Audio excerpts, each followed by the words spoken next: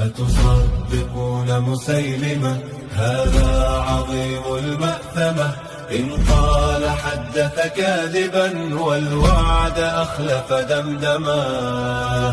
لم يوف قط بذمة ذمم الشعوب المسلمة، عجبا بني قوم الحيارى في الخليج وقلزما. أكرمتم هذا اللئيم وكل فرد ألقمه، واليوم أصبح شامتا ومشبها من أكرمه. بالعنز بالبقر الحنوب ولم يراعي الأوسمة، إني أراكم قد رجعتم للعصور المظلمة، ووقعتم في الفخ فخ العاصفات المعتمة.